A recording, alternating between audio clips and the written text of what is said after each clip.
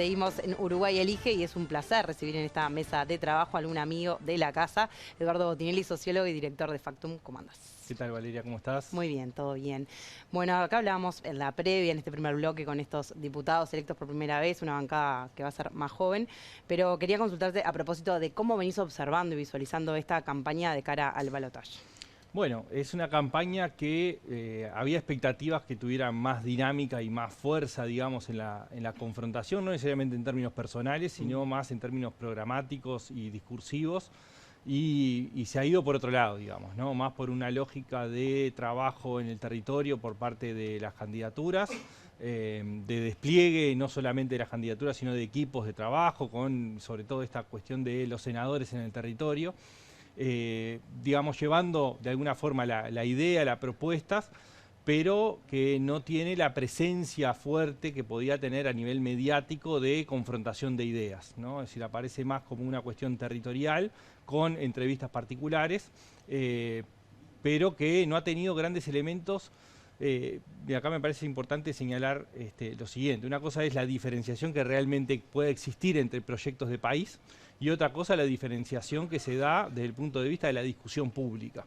Bueno, la discusión pública no ha tenido los temas de fondo, digamos, de diferenciación, ¿no? Es decir, sino que más bien, en parte por lo que pasó el 27 de octubre, el resultado que se obtuvo, pero también por las propias características de los candidatos presidenciales, una idea de poca confrontación, de más el discurso del diálogo, de la necesidad de reconstruir o construir mayorías en el Parlamento o del diálogo para enfrentar los grandes problemas del país, y eso ha cambiado un poco las dinámicas que estábamos acostumbrados, ¿no? Es decir, ya digo, en parte porque por las propias características, porque no van a la confrontación personal, individual, sino más por el lado de la necesidad que hay a partir del resultado del 27 de octubre de la otra parte, ¿no? De contar con esa instancia de diálogo, de negociación que aparece como un tema que no los diferencia tampoco, ¿no? Eso te iba a decir.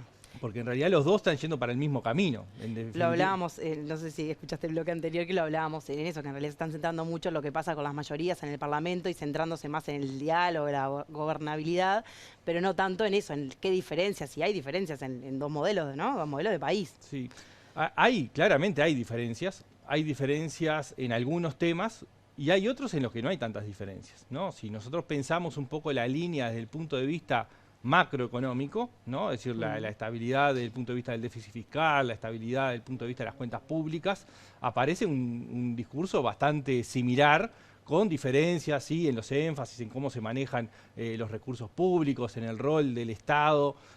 O sea, en el fondo hay muchas diferencias. Sin embargo, no se están explicitando de esa forma de justamente trazar cuáles son las diferencias, y creo que es algo que ha faltado en toda la campaña electoral, no solamente en este tramo hacia la segunda vuelta, digamos, para la ciudadanía tener claro, sobre todo la ciudadanía que está menos siguiendo los temas y no tiene filiación partidaria, no tiene cercanía con los partidos, la idea de, bueno, ¿qué es lo que diferencia a uno del otro que le pueda modificar la vida a las personas? Y eso es lo que todavía no se ha logrado, y supongo que será parte de este último tramo, de los últimos 10 días.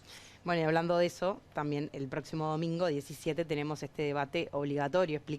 Brevemente explicarle a la audiencia, bueno, ¿cómo es esto? Hay un debate que es obligatorio, sí o sí tienen que debatir. Bueno, sí, está establecido por ley que de cara a la segunda vuelta, las dos candidaturas que participan tienen que tener una instancia de debate público que tiene algunas cuestiones que están preestablecidas, y es que tiene que ser dentro del periodo, o sea, básicamente, que tienen que participar los dos, pero después el resto de los temas quedan abiertos a la negociación entre las partes, que tiene que ver con los formatos que se utilizan, que tiene que ver con los tiempos, con los temas que se trabajan o que se discuten, y bueno, después toda la negociación también de moderaciones y demás, que eso está abierto, es decir, es un mecanismo que se negocia en cada oportunidad.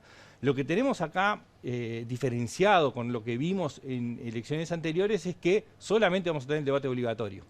Si nosotros repasamos 2019, tuvimos debate previo a las internas, ¿no? de Óscar Andrade y Ernesto Talvi, de Carolina Cose con Jorge Larrañaga, y tuvimos también un debate previo a octubre de Daniel Martínez con Lacalle Pou. Después vino el debate obligatorio. Este que vemos en imágenes es el obligatorio. Este es el obligatorio Claro. de noviembre del 2019. Entonces, lo que llegamos a esta instancia es sin haber tenido ningún debate previo. Y es una diferencia con 2019. Otro de los elementos que aparece novedoso es que, si bien ni Daniel Martínez ni Lacalle Pou habían participado en debates presidenciales con la oposición, porque Lacalle Pou había participado en 2014 en un debate que se organizó por Andebu, que eran los distintos candidatos presidenciales, sin la presencia de Tabaré Vázquez, ¿no? Entonces, lo que tenemos ahora es este formato de dos, con dos personas, dos candidatos que no tienen experiencia visible en el debate.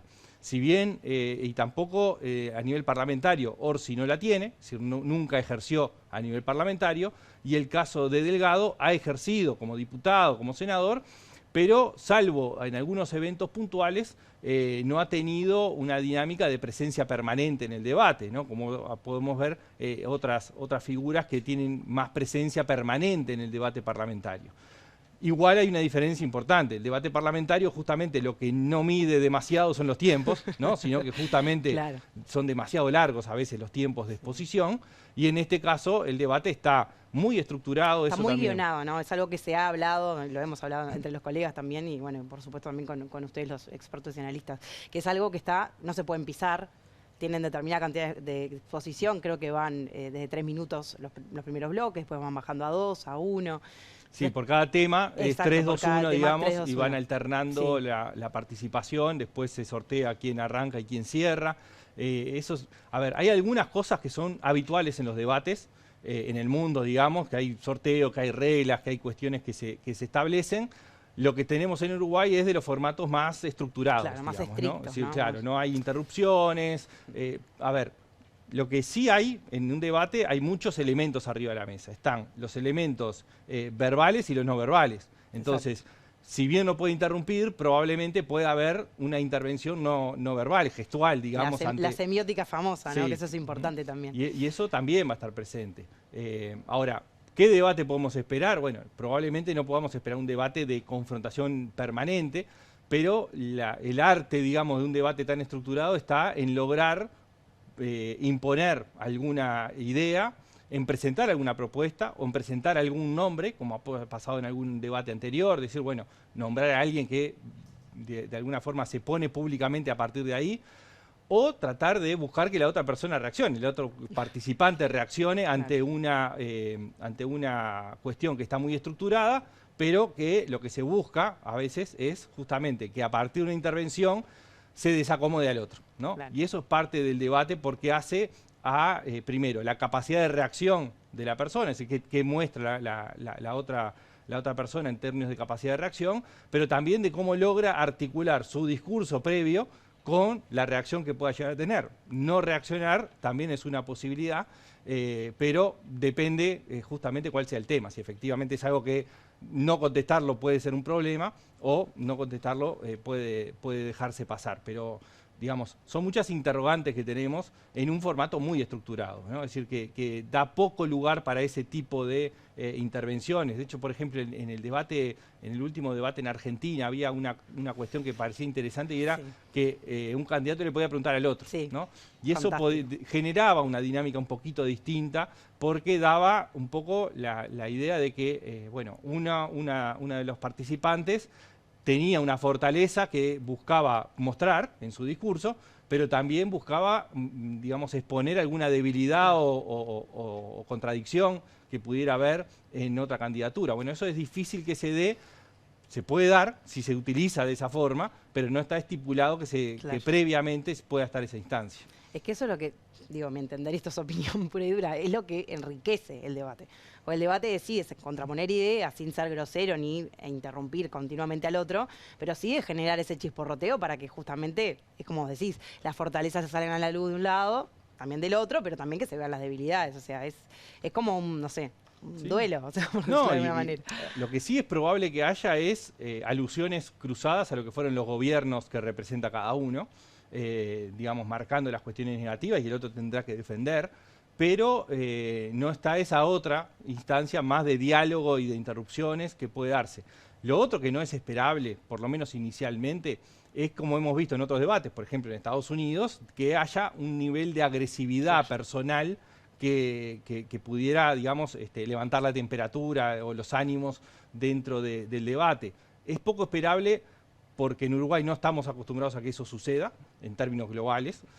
No necesariamente es bien recibido por los públicos a los que se quiere dirigir, porque ir a los propios y a las barras más duras no es el voto que se busca, salvo para activar, pero en realidad lo que se busca en el debate también es trascender esas fronteras.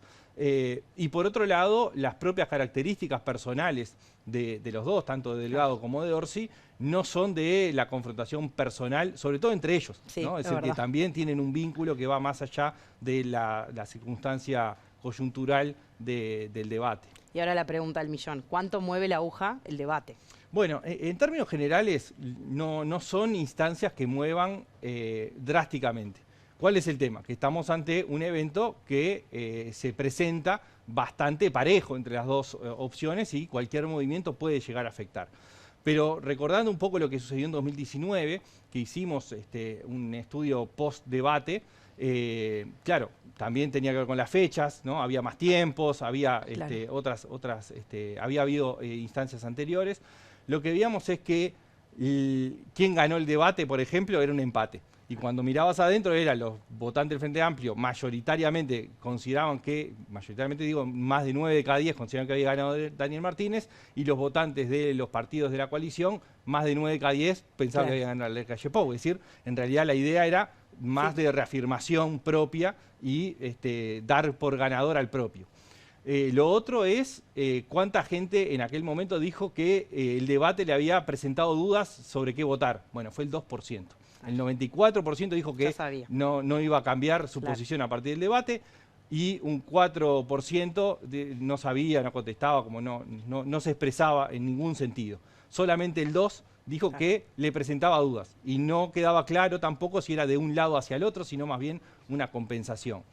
Sí, el debate es un insumo más que tenemos, ¿no? Nosotros vamos a tener entrevistas, ¿no?, de los candidatos en los informativos, que ya ha habido, ahora hay nuevas, aparecen los discursos, aparecen las recorridas, aparecen los spots publicitarios y el debate es uno más, ¿no? El debate es un insumo más que en sí mismo no parece ser el que mueva la aguja, pero termina siendo un impacto más que recibe la ciudadanía para tomar decisiones. Muy bien, muchísimas gracias. Por hoy, Eduardo, el jueves en el Central, encuesta de intención de voto. El jueves presentamos la primera encuesta de intención de voto de cara a la segunda vuelta y el otro jueves la última. Muy bien, muchísimas gracias. Nos vemos el martes que viene, los espero. Que pasen bien.